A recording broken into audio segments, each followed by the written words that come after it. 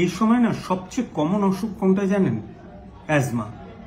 অ্যাজমাকে আমরা আবার United airway ডিজিজও অনেক সময় বলি। অর্থাৎ আপনি দেখুন আপার এয়ারওয়ে অর্থাৎ মানে নাক, গলা এগুলোতেও হাঁচি হচ্ছে, প্লাস যাদের অ্যাজমা আছে তাদের তো বুকের মধ্যে সাঁই সাঁই আওয়াজ হতেই থাকে। তাহলে এই সময় কেন অ্যাজমাটা বাড়ে বলুন তো?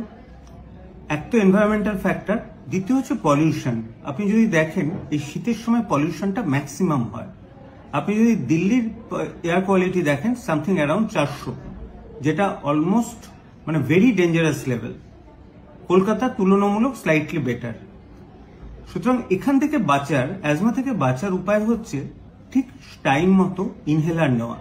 এটাই না আমি পেশেন্টদের বোঝাতে পারি না যে আপনারা ইনহেলার নিন, ভালো থাকবেন। ট্যাবলেটের চেয়ে ইনহেলার অনেক বেশি কার্যকরী। ধরুন আপনাকে আমি স্যালবিউটামল ইনহেলার হিসেবে দিলাম 200 মাইক্রোগ্রাম, আর আমি যদি ট্যাবলেট দিই 2 মিলিগ্রাম। এখন 2 মিলিগ্রাম স্টমাকে গিয়ে আপনার শরীরে যাবে, তারপর লাংসে যাবে, তাতে বিভিন্ন রকম সাইড এফেক্ট হবে। কিন্তু 200 মাইক্রোগ্রাম যদি ডাইরেক্টলি লাংসে দিতে পারি তাহলে লাংসের উপরই এফেক্ট হবে, অন্য কোথাও না। এই জিনিসটা আপনাদের বুঝতে হবে।